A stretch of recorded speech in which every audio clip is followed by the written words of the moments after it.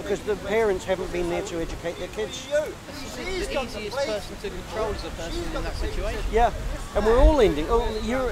British people are getting like that more and more, and the middle class don't realise that this all happened to them. This is their trouble. I mean, essentially, it's ostrich syndrome, isn't it? Head in the sand and only see things when they're content over everything. Literally walking down your high street in front of your face, and then you realise, oh, that's actually happening. Well, they don't go to those places; they avoid them. And when you can live in nice areas, they can still afford a butcher because everyone gets their meat from the supermarket because it's affordable. But in nice suburbs, they have lovely butchers, which is really good quality, but you have to pay more. They can afford it. Someone with a big family or with wouldn't pay that. They might in a restaurant once in a blue moon, but so it's I was born in 1968 in an old-fashioned country, New Zealand. I've seen so many changes in the stuff that went on when I was a kid, and the changing of the education system when children learn by rote, 2 2s are 4, 4 4s are 8. They changed all of that. When they're young and they learn the basics of mathematics. Now they're learning about transgenderism and being a rainbow unicorn. That's your identity, your sexual identity. What's a load of bullshit. You can't make this crap up. When children should be learning how to read and write and all the rest of it. We were told that. I had a lot of trouble at school and difficulties when I was a kid. And I should have been getting a lot of help. Yeah. And because my family were in a right old state, it wasn't going to happen. My family lost everything. My dad was a landlord. We lived in big properties. He ended up with 4 kids on his own to look after. My mother who I love, but she didn't have to give any money towards our upbringing. And she was running a small business.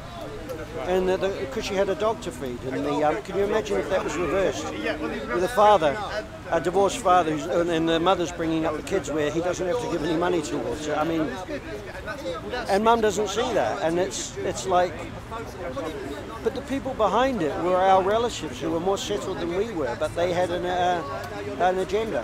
I think there's, in a way, there's more to it though, because. I think that what they're doing is taking advantage of a pre-existing situation. For example, I mean, we go back to Celtic or Anglo-Saxon Britain, and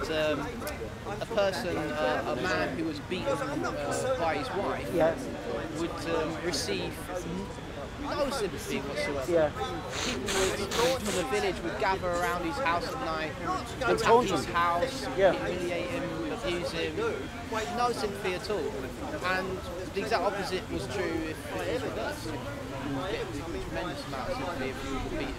And you'd get beaten as well for doing it, probably, by the family or by other people. So where does that come from? Because that's obviously not a... Well, that's also biology, but the trouble is... Biology? We naturally empathise more for women than we do for the female more than the male. And males tend to compete with each other. I agree, but there's a big difference between that and actually attacking a person who's already been attacked. That's like a lack of manhood, and you're like saying to him, you're not a man, you're disgracing me as a man, and I need to point that out to you, and point out that I am still a man even though you're but they prove they're a man by saving the woman, and often the woman's not the damsel, she's the dragon. And in many cases, or the troll, and can use it. I mean, with domestic violence, it's almost 50-50, the amount of women who, and with the Duluth model that says it's all men, it's complete bullshit. And there's differences in violence between men and women when they are violent, and it usually, more than anything, tends to be both parties. But it's men who end up getting done for it, and women who are let off. They call it the pussy pass. Because in anything, in this country, we have a lot of people coming to this country now who don't recognise British law. But then again, British law has always been very lenient on women. And because we sympathise more with women. And if a woman, something happens or she does something bad, we tend to have a softer feeling. Men are meant to be responsible. And yet if the man is a mess because of the abuse he had as a child and grows up a right old state, an emotional and an intellectual wreck, and he does something bad, well, we punish him. And it's just appalling. In a family, if you look after the father, he looks after everyone else. And I've found in my life, the most violent and unpleasant men I've met, they've usually had mothers that are like that. And the violence of the mothers. I mean, my best friend committed suicide, and his grandmother used to sexually assault her sons, and she did him violently. She was a very violent woman, and most people would laugh if they heard that, but they never met her. I did. And she used to drag race in cars with her sons, his uncles. Well, that's an interesting one. How many boys would ever report that their mother was sexually abused? They wouldn't. And she used, one of his uncles used to get when he was on his own, he would commit terrible crimes and break into things for no reason. And the judge couldn't work out why he was doing it. And she's sitting there in the audience, while his son's in court. And that's why. She's the cause, the anger and violence in him. And him and his brother were very violent when they were young men. And one of them went to a prison which was for the most violent people. And he had a terrible time there. He was with people who were worse than him. But they don't look at it. It was her. And of course, my friend's mother, and he committed suicide when he was about 20. It's a complex story. Most people think New Zealand's a really thing. He was with his uncle, had a boyfriend, I think, of the grandmother or a relative. When my friend was a toddler, and one of the uncles was a boy, had a car accident, and the uncle went through the windscreen as a child and damaged his back. And my friend, who was a toddler, got impaled on the gear stick, and it went into his liver. So he had a liver injury through his life, and he was lucky to survive. His parents became born-again Christians and went to the other end of the country. And he just started drinking and put on the weight when he was a young man. And then he took all his uncle's medication, because his uncle had medication for his back injury, his violent uncle. And he died because his liver couldn't handle it. And he was living with his violent grandmother in the basement. And that's what happened to Shane. And my father, my father didn't tell me he'd died. I was invited to the funeral. My father chose not to tell me. I mean, when you come from fucked up families, he was my best friend. And I only found out many years later. I rang up the family and said, "How's Shane doing?" And they said, "Well, he's gone." And it was the biggest shock ever. He'd been gone for years. My bloody dad. Oh, that was my dad. And my father was a man who didn't have a father either. He had a volatile Irish woman living in Liverpool who really messed up the family. And so all this stuff about being anti-feminism, about talking about how men are the demons, they're not. And we punish men gleefully. And people enjoy punishing men. And most people don't realise if you work in a workplace full of women, if there's one guy there, that everyone will pick on him. When I work with autistic adults and things, one of the ladies told me who was a professor or something. She said she had a guy she was looking after, and he was working in a grocery store, like what are they? That's the old-fashioned word for it, like Morrison's or something. And there was a girl there that wouldn't leave him alone, a woman who wouldn't leave him alone, and he was afraid of the dark, so she used to push him in a room and turn the lights out and lock the door. So what he did was he pushed her back to get out, and she made a complaint about him, and he was fired. But that happens all the time. You have women who actually really go for guys who are either vulnerable or weak or aren't confident. It's bullying. It's incredible bullying, but I was like that when I was younger. I wasn't able to speak properly with because of what was going on in my family, and you're targeted all the time, and nobody gives a damn. They think that you're pathetic and no one cares. Yeah, because you have no ability to actually make it and stand up for yourself. Yeah. You're reliant on somebody that used to do it for you. If there's nobody there, you're open to Well, often your parents are meant to keep an eye open. That's it. And when they don't, Well, this goes back to the breakdown of the family. yep, or the woman valuing herself so much. I mean, you meet a lot of young women now in their 20s and 30s, they don't want kids, they think, oh, I don't want kids. And so many women have abortions now. They can't get into relationships, they can't find the right man, they want Mr. Super, and of course, they can't be in a relationship, I know, with their own behaviour. But then, if a woman has an abortion, she's going to be haunted for the rest of her life around the date when she conceived the child, when the baby's birthday might have been, or when the abortion happened, and then every Christmas. Women don't. And when she gets older, and she may have left it too long to have children, it's going to be a ghost in your life. Yeah. I mean, this is one of the ridiculous things that is actually, if you criticise that or have an opinion, everyone thinks it's my body, my choice. Sort of, I mean, it's literally murder, and all we're doing is criticising the murder, right? But then they give the examples of when it's a hideous thing, like when a woman was raped or this.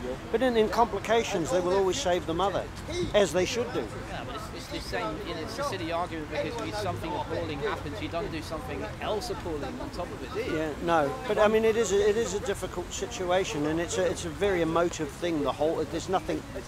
There's nothing easy about the whole situation, because we're talking about life, and we're also talking about a very personal thing to do with the woman's rights and her feelings and her body. But encouraging abortion as a form of oh geez, what do you call it when contraception is wrong. Sorry about that. That was a bit garbage. But no, and I know about this from a father because a lot of us guys that do the speaking and that talk about men's rights or in the movement. A lot of us have gone through quite a rough time of it when we were young, or in marriages and things like that. It's and it's not talking about from an ideological point of view. It's talking about from someone who's been dragged through the rubbish for years and nobody listens. So when you get to the point when you are articulate or more articulate, you have an obligation to actually say. The funny thing about Antifa and people like that, these young guys, these male feminists attacking you, you're actually standing up for them. Because they'll go through the wood chipper of the divorce courts in the future and not see their child.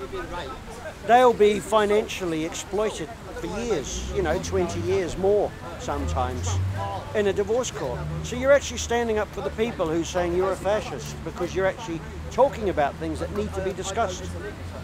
Yeah, I mean, but again, it's brainwashing, isn't it?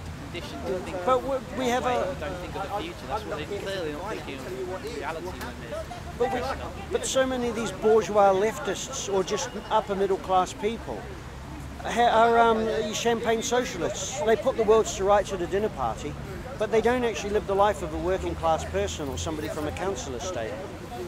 And they believe in all these different things when they live in a very well-off neighbourhood which is reasonably safe. And it really annoys me. And they're the people who scream at you. They're the people who are anti-Brexit. They don't realise that working class people want Brexit because they're sick to death of Europe dominating us, and we can't vote for any of those people. Very, very dangerous. And the amount we spend on it. Nobody asked anybody. That's what gets me. Nobody asked anybody did we want to join the EU. They never do. And basically, democracy doesn't really work now because we voted for something and they've decided to just put it off. And we haven't had anybody put in charge. Nigel Farage should have been put in charge of actually putting it through. Somebody who believes in it. I know it's absolutely ridiculous. And instead of Theresa May or may not, she's looking old now. That's what the job does. It does too. She's looking a bit bent. And adds 10 years every 5 years or something. Tony Blair went through it, didn't he? Changed dramatically. Well, yeah, I think most people do. We're not listening to the native people of Britain. We're not listening to people who are seeing the world change so quick. I mean, look at it with superstores and that and everything. So you go through now and have to do your own shopping. And when we're not employing people to do that anymore, it's all done by big business who are making the money. But in most of these cases, it's all our own fault. We are that stupid and we are that lazy. Because it's just a matter. Many times I've been in those situations in those shops and nobody's serving me and said, right, I'm bored, let's have a little fun here. Let's start a little mini revolution amongst the people in the queue. Nobody's interested, maybe one person will talk to me. Well, no, that's because most people are afraid to, and we're so dominated by entertainment on television. And most people are introverted. Yes. And it's just not good. That's the same thing here. You find people who, listening to a conversation, they have very strong views about it, but they won't speak. No. Well, or the ones that oppose you just want to scream at you. There's so many things we can't talk about here as well because they'll be calling you all sorts of things if you do. They'll assume that you're a bad person and that you're a neo-Nazi or some crap. When you actually just want to discuss things which should be discussed in the open. But the society doesn't want it. That's right. Those people who have decided the changes to make in our society. Well, the worst thing about constantly using terms like racist and I know, like that, they become dead. Destroys them. They don't have any power anymore. Well, that's good. Well, I mean, but we shouldn't be. Well, no, I mean, we shouldn't be basically bringing up racism. If you want to promote racism, just keep talking about it endlessly. Yeah. Whoever said that? Somebody said that. Well, racism was a word that was coined in the. It's a cultural Marxist word. It never used to be there. It was coined, like a lot of these things, by one of these cultural Marxist people. All this stuff, it's twisted. I mean, and have you noticed with cultural Marxism and all that and the extreme left, even with their classical music, which is obscure classical music, which is screeching violin, and then dun-dun with the piano, and then another bit of screeching, and then somebody drops a can or something, and then dun-dun, and then it goes on.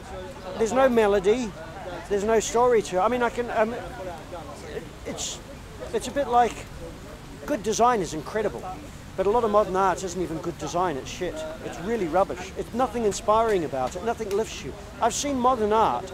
I saw before Tate Modern was built, in the old Tate, they had a small sculpture that was going to be made into a very large thing, and it was just pieces of metal, and it was inspiring. I don't know why. It was incredible. It was uplifting to look at it. Something about the shape and the design of it, and it's just incredible. And I just stood there for ages looking at it. I should have written down what it was called so I can have a picture of it. They never made the main sculpture, but there was something about it which was incredible, and that was kind of modern art. But so much. I mean, you go into the Tate Modern, and the most amazing thing is actually the building. Yeah, it's a good point. The artwork isn't great. Well, it's all inspired by death and decay, which is Yeah. very inspirational. And grotesque, absolutely grotesque and ugly and offensive. And it says because art, it says an awful lot about what your society is. So we would describe it as self-hating, loathing. And they look at landscape paintings and that, which are now, traditional paintings and that, and they meant different things in their time than they do now. And we all think it's twee. Or, people used to make money by painting little cottages with flowers and things. And we were inundated with stuff because people made their money out of it. And it was pretty and twee, but it's pretty meaningless in some respects. But it's kind of better than some of the horrendous stuff that we see in the modern Tate and stuff like that. I worked in a place where they store art, not like White Cube. I looked at doing the job, but I decided not to. And there was a huge painting the size of a 2-story room of the close-up of a woman's private parts, and it was so big you didn't even know what it was because it was so huge. And that was a Tracy Ullman or someone like that. I don't think it was her, but it was one of these modern artists, and it was pornographic, and it was on such a scale that you didn't know what it was. And we had people coming in to looking at some traditional painting, and then they said we better put that somewhere else because they wouldn't want to be walking into that. But we had art from centuries ago, some really amazing stuff. Why have I become popular and I'm being filmed when I've got a cold? What's made me so popular? Too handsome for your own good. Oh, well, look, you need to go to Specsavers. But we're living in incredible times. I've got a great book. There's a woman. One thing that feminists do, they make a lot of people think that any academic woman is actually a silly cow and is actually all the ugly stereotypes of what a sexist would say about women. Now, we've got a woman here called Janice Fiamingo, and she's written a book called Sons of Feminism, Men Have Their Say. And I consider myself a son of feminism, what I went through and what my sisters went through when we were children. But this is a good book to read because you read on a great variety of different men. She doesn't really write anything in this. It's other men's stories about how their fathers were treated and how they were treated as children. And then you look at the incredible hypocrisy of the ideology of feminism. And like they say, oh, feminism, you're against women if you don't like feminism. Well, no, women are people like men, and feminism's an ideology. We've got to remember that. Well, I think you'll never see her or people like her on television giving any kind of opinion. That's the thing. There's people who basically, there's some. But you see, she's on. There's incredible people, men and women, and they're on YouTube. You see them on YouTube. They'll get one chance at a talk show or something like that. Yeah. They'll have one go, and that will be it. They'll never get on there. But most people are getting sick to death of. What about what's the new NPC, non-playable character? Has anyone heard of that? Yeah. It's from the gamer community, and it's the gamer community have come up with a lot of things. What do they call that sort of thing? It's called a Okay, I've forgotten what it's called. But it means a non-playable character, which means when you meet an extreme left-wing Antifa or someone like that, and they normally, in gaming, you have background characters which the computer generates, and they keep repeating what they're doing. Any interaction with your character in a game, I'm not a gamer, but I've been told this. The generated character does exactly the same thing. And if you ever meet a left-wing extremist, they're exactly the same. They're a non-playable character. You can't actually interact with them. They either scream at you, they insult you, or they hit you. And they call you things like anything they choose, anything they want to. You're a racist, you're a homophobe, you're a sexist, you're a Nazi, and the best answer to that is I'm not a Nazi, I'm a Nancy. And that's what you get. You can't actually communicate with them, and they actually find it quite offensive, and it's actually quite clever. It's called a meme, and it's more than a. They have another term now. I mean, I talk to a lot of people in other fields of interest, and a lot of them are gamers and that, and they're younger than me, and they have all this stuff. I'm an old fossil compared to them, but it's interesting. And non-playable characters. I mean, the SJW, social justice warrior, sounds like a really good thing, but if you ever meet one, you're not actually got anyone you're going to actually discuss anything with, because their gender studies teacher or their academic ideologue has basically just programmed them with cultural Marxism. But where does the violence that comes into it, it seems to me, well, that was... they basically look at the Second World War. At the end of the Second World War, a lot of people with righteous indignation about what had been done, they go out into the streets and commit acts of violence. At that time, taking revenge would be seen as acceptable because it's the end of the war. But basically, they're just taking that attitude from that time and it's using it. Well, they think there's a revolution now. They want a Marxist revolution, a lot of these people. And when you look at what Karl Marx, what his work did to Russia, to China, to all over the world, all different peoples, and now it's in Africa. And if you want to talk about the bourgeois, you want to look at the leaders of the Communist Party. They have their own planes. They have the most expensive shoes and the most expensive perfumes, male perfumes. And yet their people starve. Because communism's often in a country, starvation follows quite quickly, because they couldn't organise a swim in a pool, but they know how to actually take all the money and borrow more. And it fails economically and socially, communism. And not only that, you've got a death toll like you wouldn't know. And of course, we've got the death toll of the Russian peasants and the gulags, which are concentration camps. And Alexander Solzhenitsyn, not quite pronounced it right, the Gulag Archipelago, he reckons, like I said, he reckons up to 66 million Christian peasant Russians were killed in the gulags and all the rest of these things. And we're using the same terminology now in everything. It's horrific. Why is it so appalling when you look at Nazism and anyone discusses Nazism, we say, oh, it's all disgusting, it's appalling. The same thing can be said about everything that's developed out of Soviet Russia. Nobody says it. Well, Germany's become the scapegoat for so much, and what happened was terrible. But if you look at Nazis, National Socialists, so socialism was in there as well, and nationalism. So they say they were just right-wing. So it's not just right-wing. This lethal combination. Yeah, but it did work for a while before the wars started. It did work for the German people, because what the Germans went through after the First World War and after the Second World War was appalling. And we forget that. And there's so many people who we consider the enemy, the other peoples of the world, just the public. What they went through was appalling. For me, the end of the First World War, you're looking at, as I said, it's a financial situation, and it's a squeeze. They've basically won the war between Coke and Pepsi, and now Coke is taking the advantage. Yeah, well, the Ottoman Empire was broken up, and it was the end of a load of empires, including the British Empire. It's just... Now, going back to topic, this lady's drawn us back into topic. The Red Pill's a movie, a film made by a feminist to look into the men's rights movement in America and Canada. And she was a feminist. She still believes in women's rights and all that, but she won't call herself a feminist anymore. And the movie is all about her journey as she's interviewing men and women in the men's rights movement and coming to terms with what we were saying, what these professional people in the men's rights are actually saying about how men are treated because of feminism, and how feminism is an ideology, and how appalling it is to the family and to human rights. What do you believe? I believe feminism's an ideology. I think that women are people like men. I think feminism's done so much damage to our society. The founding part of a society is a relationship between a man and a woman and their children. And it's the basis of our society. And we've destroyed, feminism's destroyed that.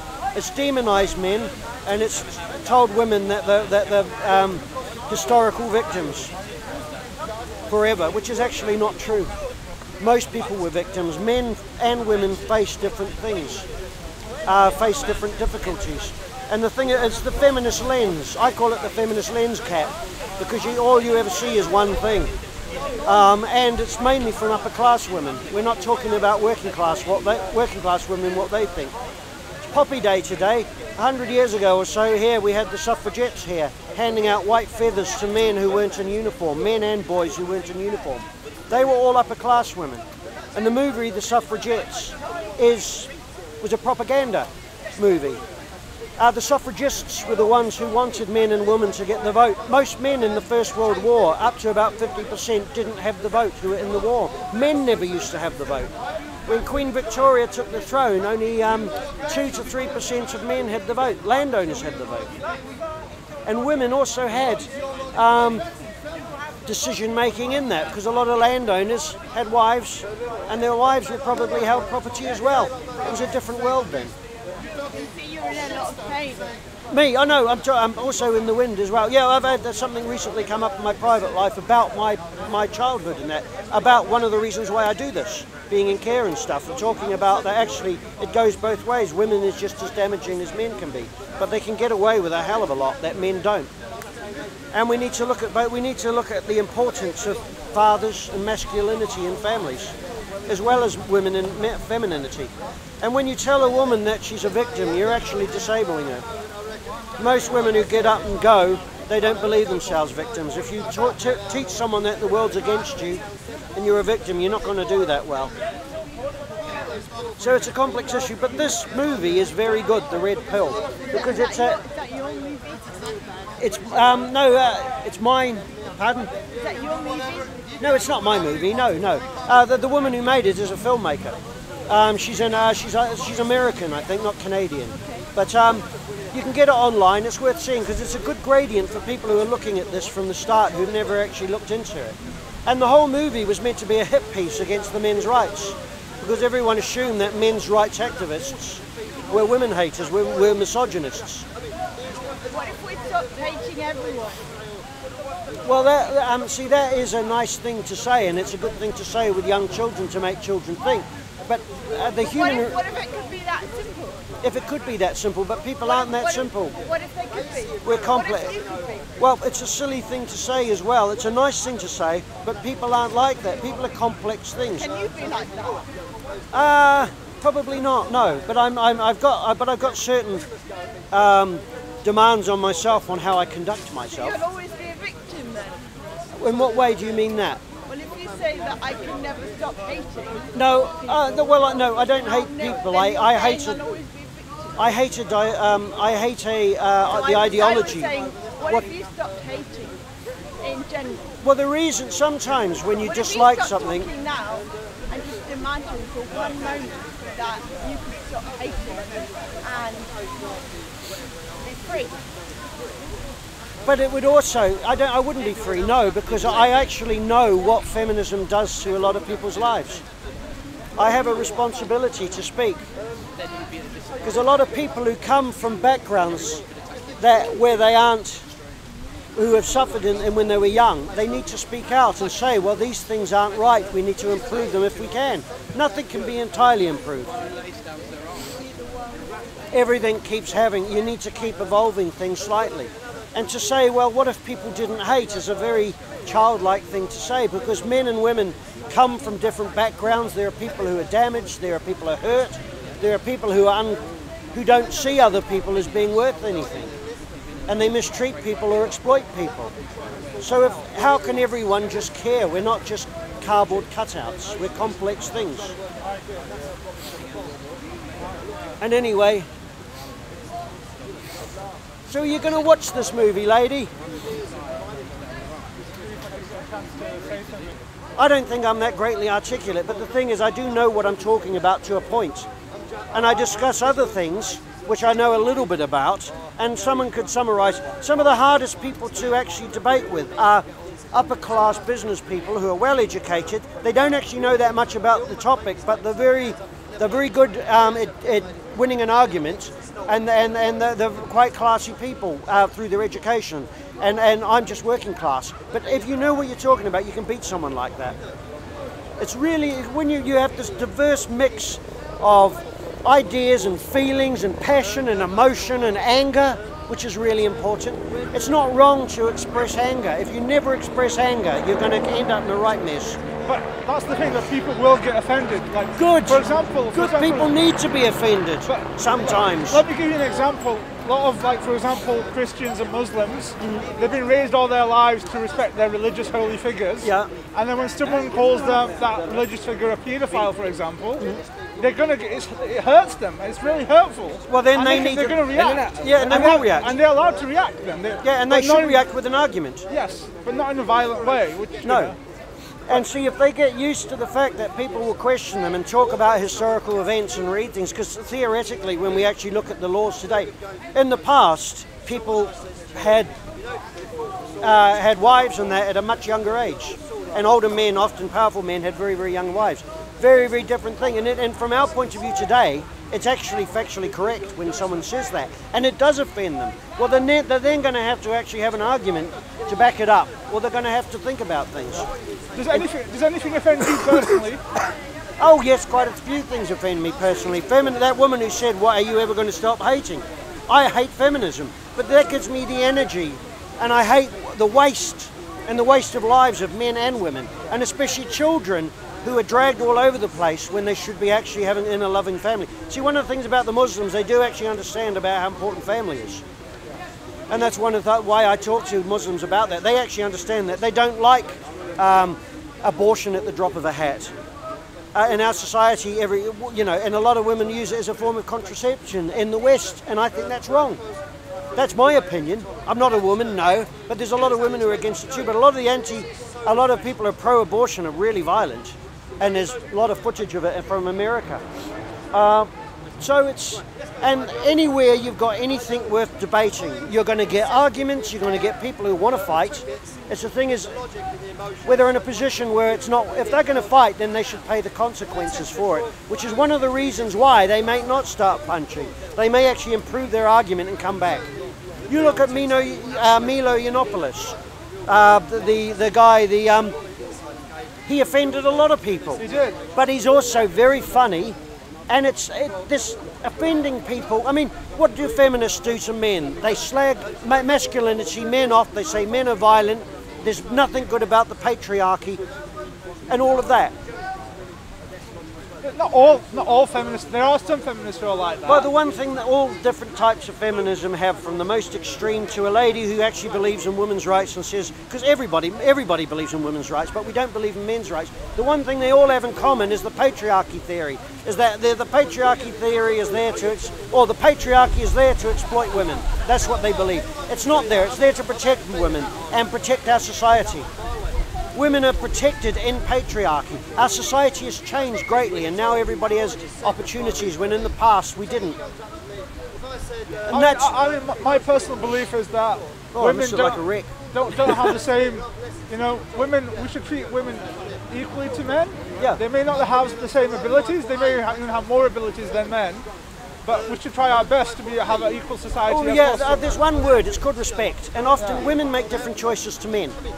And women don't understand men either. They don't know, most women, some women do, but a lot of women don't understand how important masculinity is and how important rough and tumble is for boys. And important when boys actually learn to fight, to stand up for themselves, because often when they're older, the only person who's going to solve a problem is going to be a man. A lot of women won't walk in and get themselves into danger.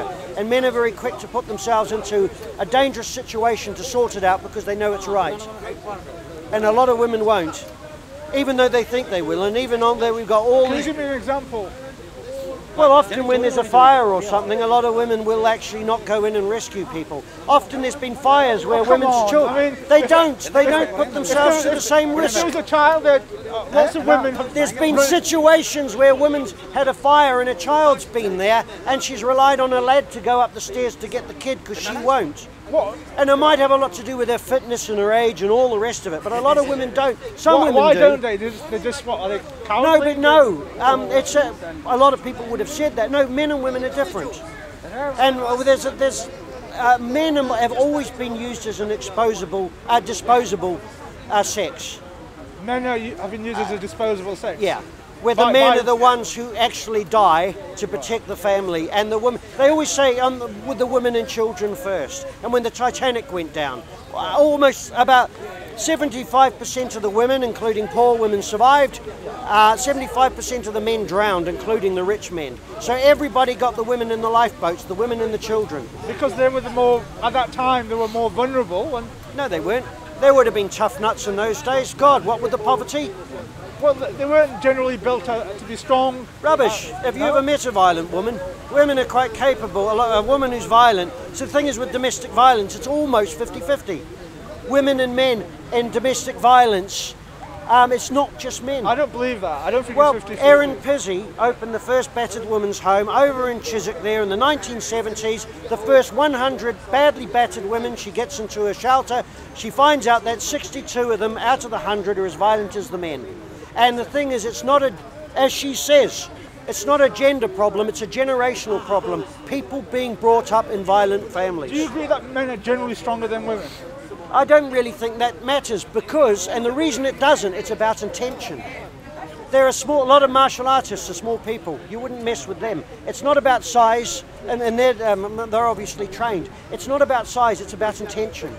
If you come, a big guy can often get beaten up by somebody who's smaller because they haven't got the intention to hurt. Like, if you want to win a fight, you've got to really want to hurt that person or win. I think the statistics show that there's a lot more domestic abuse from men than from women. Yeah, there's a bit more, but women do an awful lot of domestic. No, not a lot more. Women do an awful, because everything is run by the Duluth model, which comes from the town in America, which is a fraudulent model. And even one of the 3 feminists says in a book that it was fraudulent when they actually put it together. And it blames men for everything. Well, it says men are the problem, women have problems. Let me give you an example. For example, sexual slavery.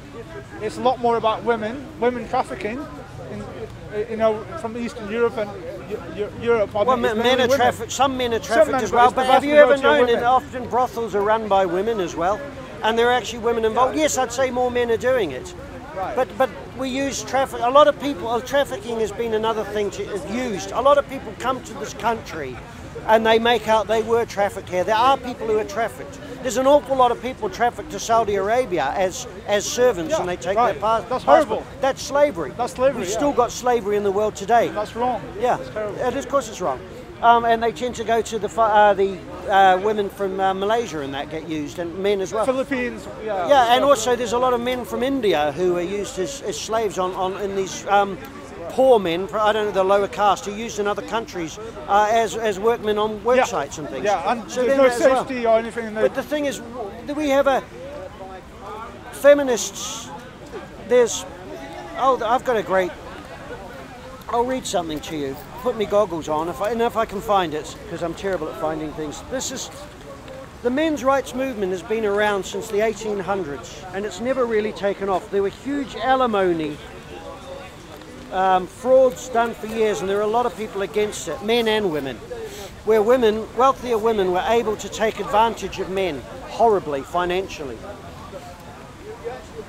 Men and women, you've got good and bad in both. It goes both ways. And when you keep punishing often men who are not bad, by women who are bad get let off. It's absolutely horrific. It just destroys everybody's lives, men and women.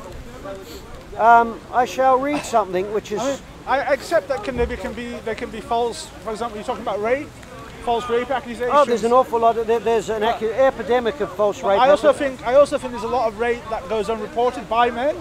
A lot of women actually force their husbands to have sex, but that's not seen as bad. I find that hard to believe.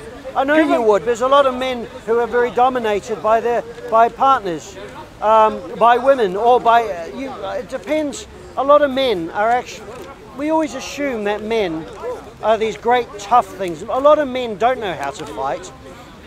A lot of men are not aggressive. A lot of men are pussies, basically. What's wrong with being not aggressive? No, there's nothing wrong with that, but I'm saying what we do is... Why do we have to be aggressive? No, people look down on men who are not strong. Women mock men who are weak. Showing weakness when you're a man disgusts people often. And that's one thing, the empathy gap that we have for men is absolutely awful. I'm going to find this eventually, and I'll keep talking while I'm going. It's just, there's so much stuff that we don't look at because we've been so brainwashed by, and when we look at the prison populations, I can read, I mean, I've got good stuff in here, but it's not really Reader's Corner, is it? Speaker's Corner. Take your time. I'm still getting there, and I'll be there in a moment. I'll bet it'll be the last bloody page. It shouldn't be. Hypergamy. There we go, we're getting there. Sorry about this. Now ask me a question so I can talk to you while I'm looking. Have you suffered personally from oh yes, very much as a child, by a woman who was basically a devious criminal. So could that have biased your view about women in general? Well, no, you could say that, and I've been accused of that before, but...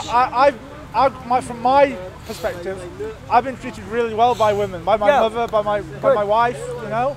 Well, then you're a lucky man, and there's a lot of women who are actually very good people, like there are a lot of men. And my mother sacrificed everything for my father and for myself and my brother. And that's what most people, because you come from a more traditional family. But see, the thing is, they say, well, oh, it's because of your background you're doing this. No, there's a huge amount of men, often men who aren't that articulate, who are damaged, who don't actually speak about what happens. Now listen to this. This is Ernest Balfour Bax, and he was vehemently opposed to women's suffrage. And, oh, there we go, no, I'm way ahead. Ernest Balfour Bax from 1854 to 1925. He was a prominent barrister. And you've got to remember, you've got to take this in the times and how people, especially people officially spoke and their attitudes. He was appalled by the situation he found in England, that women were committing heinous crimes and were being acquitted because of their sex. Bax was the first to identify and classify that the two notable hypocrisies of what he called modern feminism, political feminism and sentimental feminism. Bax observed that in political feminism, feminists claim that women were physically, intellectually and the moral equals of men, and therefore should have all the rights, the same rights. However, he also observed that when women committed heinous crimes or were confronted with danger, that feminists sought for women to receive special treatment because they were weaker than men. Sound familiar? Ernest Balfour Bax was vehemently opposed to women's suffrage. He argued that women were not the moral equals of men and could not be trusted to care for men's interests in the same way that men's notion of chivalry cared for women's interests. He argued that if women were given the franchise, they would oppress and disadvantage men, and that women would seek to rule men as tyrants. Bax also believed that women were incapable of expressing true remorse. He noted that women always maintained that whatever crime they committed was justified, that they were experts at blaming the victims of their atrocities. He also observed that women who committed heinous crimes would only resort to tears when their justifications could not bear fruit, and that their tears were only a manifestation of their self-interest in seeking leniency or acquittal. Does that sound familiar? Do you believe that if women had the chance, if they had the power, they would be tyrants over men? They are already. Men don't have the rights that women do. And if you only need to look at law, any accusation that a woman makes against a man is believed. No, that's not true. It is believed. Look at that woman recently. What was her name? And then it goes to a court. Let's look at the woman recently. What was her name? But no, you've got to listen. Christine Blasey Ford. Yeah, Christine Ford in America. Yeah, absolute bullshit ass, a professional woman. And the yearbook was taken off the internet about when she was at college, a year younger than that bloke who she went after, Kavanaugh, Brett Kavanaugh. And she was a big party animal back then. Drinks, drugs, rock and roll, loads of sex. They took that down because it wouldn't make her look good. You know all that. No, that was in the yearbook. It. No, it was in the yearbook, and they took it down. And someone actually got it before they took it down, madam. You're sure and that's why they know Christine that. Ford's credible, are you? Are you saying she wasn't raped? You know that of course she wasn't. She said she was sexually assaulted. Okay, and she lied, and she lied, and she couldn't even put an argument. How do you know she lied? She thought at some point she remembers being at a party, but maybe someone touched her, and she's convinced, but she can't remember where it was or when it was, but it was definitely Kavanaugh. And her friends couldn't back her up. Definitely him. And her friends couldn't back her up, and all that stuff about how she couldn't fly because she couldn't be in a place without 2 doors and an escape route, and even down to her own home. A load of old fanny, the lot of it. And she was an opportunist, and it was a political move to get rid of Brett Kavanaugh. And this is a man who's a privileged, articulate guy at the top. Guys who are just average men would be flushed down the toilet in a second, and it happens all the time with false rape accusations. More than that, he was a man with a wife and children. Yeah. He was a good family man, and the thing is, his life. Just because he has a wife and children doesn't mean he can't be capable of that. Let's agree. It's not an issue. What's that? Men do not rape No, rape women. is a horrible crime. Rape is a horrible crime. Okay. It is a violent crime, and it is a sex crime. And by expanding the definition, psychological effects of rape? and most psychological experts on it are feminists, and they are biased. And they've been expanding the definition of what the horrible crime is for years. After that aggression. Stop pulling out the ladies' card. Men suffer terribly by false accusations, and it's terrible. We should care about everybody. And if a woman is raped, it's a horrible crime, and whoever does it should be punished. But you don't, if anyone makes an accusation, we don't assume the man is guilty. He has to be proven guilty. Look at that's the law. I agree with. Good. But when you're running for one of the highest offices, which he got, which he's got, and he's impeccable. And a con woman who's made a load of money out of it should be punished. Filthy politics on only the left. Women should be, disgusting only politics. women should be punished. No, if he turned out to have been a rapist, and it turned out that he did rape her, then he should have not got that position, and he should have been punished for it. But that's what should have happened. Most often you can't prove it. And most often it's a very. If you turn up and say that you remember probably one day at some party somewhere you think something happened, but it was definitely that man, then yes, he should not be. And she couldn't remember getting there, going home, who took her there. You hardly ever get to definitely in cases like that. Most then cases if she you was don't that worried at the time, go to the police and report it as his right. And listen and believe hashtags from women. You must believe every woman. Men and women, there are bad women and bad men. Goes both. And you can't just listen and believe. That's why we have a court process. That's for sure. That's why we have to have a fair court. Happen to be problematic. They are very problematic, and they're very emotive for everybody. But that woman appears to be a con woman. And it nearly ruined him. And he had women standing up for him. And where's your proof that she's a con? She made that with all the details that have come out, which are not on the BBC, which are not on CNN, all the details that come out. She's actually withdrawn her accusations now. Has she? Now he's been appointed, she said, oh, maybe I was wrong. Yeah. And she should be punished. Though. That's not publicised, it won't be. And if he wasn't as powerful as he was, and he didn't have the support, he wouldn't have got that position, and his life would have been ruined, and his family would have gone down the toilet with him. I mean, the fact is that it was investigated, and he was found not innocent of that. So the law.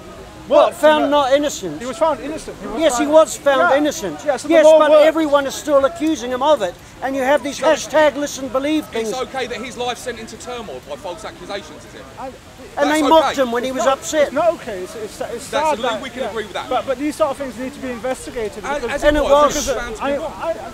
And she appeared to be a sociopath. People don't like punishing women, even bad women. We like punishing men. Her actions of the false accusations. And men have always been punished. Now, since Me Too, there's a change. No. And men are women have always been more protected. Women have always been more protected in every society than men. Now, that is not. Feminism says. oppressed. They do not. Without rights. Men love women. Now it's Men have always changing. loved women. Our Now it's society has changing. always oppressed men working are class not people. comfortable with Can I ask you, we always talk about Rubbish. women's rights. When does anyone stand and talk about man's rights? Men have always had rights. No, men Rubbish. Always. Oh, yes. Women Okay, have only okay. recently Biggest, had rights. biggest victims of violent What a crime, load of men. rubbish. Biggest Men. victims of murder, men. Biggest proportion sent off to fight and die at war, men. Men are the ones that make the war. Men are the ones that can admit Oh God! You really are a bit outdated in your believing. You're a radical feminist. Oh no, that's silly. You're a sexist. You're a terrible sexist, and it's time that we That's what I challenge think this. about you. Well, I don't care what you think. You're wrong. Oh, there you go. This is the thing. This is the trouble with feminism. It's been demonizing men for so long, and the historical belief that men have always oppressed women throughout time and throughout history is complete rubbish. There have been bad men in the world, but there are also bad women.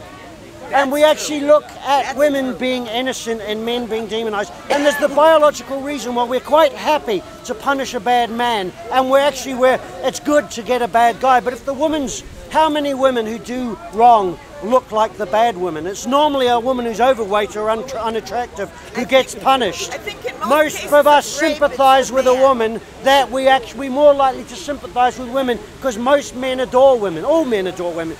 Everybody's. Men adore women. Yes, they do.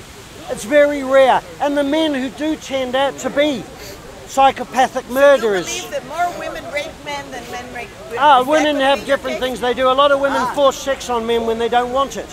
And you find that amusing. We have no empathy for men. Give an example of that, of a woman that forcing very Well, herself there's a on lot of examples on it. There's a lot of men who talk about how they've been raped by their wives or they've been forced to have sex with a woman. See, your mindset is that a woman is a little delicate thing and a man is some big, powerful thing. I can't Most believe men that you don't laugh have at great a man power. being sexually assaulted. You find that funny. Women Like it sexually can't assault happen. men all the time. That's not funny. As far as I know, women and men are physically. It's not about strength. It's about Rape- intention. rape is It's not about about strength. intention. So men can't be the victims of violent A assault real from their rapist partners. Is that what uses you're his strength saying? They could to be. do They it. are. They could be shot. They could be. And they are. And they knifed. are. But you laugh But about sexual assault of but men. it's laughable that they could be raped. Oh, come on. It is stop. not. You are really... Stop. Don't be such a bigot. I do have such a something, bigot. if I can find it again, to read out from, which says a lot about... Here we go. Now this is from a guy called Glenn Poole, and let me get my goggles on so I know what I'm looking at. I might be making it up as I go along, and she probably thinks I am. She'll give me a badge in a minute. Glenn Poole wrote this. Okay, a boy is born more likely to die before the age of 1 than a girl. He is more likely to be rejected or removed from his family. He is 25% more likely to be taken into a care than a girl. He is 25% less likely to get out of care by being adopted. At school, he is twice as likely to have a special educational need. At school, he is twice as likely to have literacy problems. He is 4 times more likely to be excluded from school. At the time he reaches 16, he is more likely to be in youth unemployment than a girl or a young woman. Number 9, he is 2.5 more times more likely to die before he is 25 than a girl. 10, he is less likely to be a graduate. If he is more likely to be unemployed when he comes out of university. 11, 3 times more likely to commit suicide than a woman. 12, twice as likely to be a victim of a violent crime. 13, he is more likely to be killed by a stranger or someone he knows. 71% of murder victims are men. 14, he is 4 times more likely to become an alcoholic and 3 times more likely to become a cannabis addict. 15, 95% of people in prison are men. Male prison population, 27% were in care. 20 to 30% have learning difficulties. 50% are addicts. 60 to 70% are fatherless and had no real male role model. 90% likely to have been excluded from school. 90% of men in prison have some kind of mental health problem. Now, we don't talk about things like that. Nobody, it's called the empathy gap. We do not give a damn about what happens to men. Now, we had one of the parliamentarian guys, our first international men's conference in 2016. We had Philip Davis come to the conference, the first politician to join us. We had an international conference, all the top people from all over the world. He heard that women were being treated badly in courts. So what he did, he used the libraries at the at Parliament to find out. And he actually found out the complete opposite. 5 out of 6 men in prison wouldn't be in prison if they were treated as leniently as women are treated when they're in the court system. Women get suspended sentencing all the time, even for the most violent crimes. And he read a book by a woman who was a ratbag who was in prison, and she said in the book, he didn't know this, in the weekends they let the women out to visit their children. And that woman said, sometimes there's hardly anybody in here. Now, the population, prison population in Britain, I think it's about 3,500 are women, and it's about 80,000 are men. And even since the times of Myra Henley, they've been trying to get close women's prisons and have a more holistic type thing. But what about all the men in prison? And those things I read out about talking about that most boys from a young age are not treated with love or compassion or respect, or they're brutalized. Most people don't give a damn about that. You reap what you sow. That's what happens. And there's an awful lot of women knocking around who are quite violent, who have been let off. They should get punished as well as a violent man should. And historically in Britain, there have always been more men in prison than women.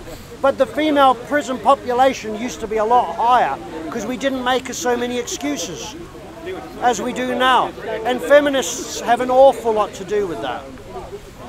Demonizing men and making out that women are historic victims. That old girl there standing there, who's the boss in that relationship? I bet you it's her.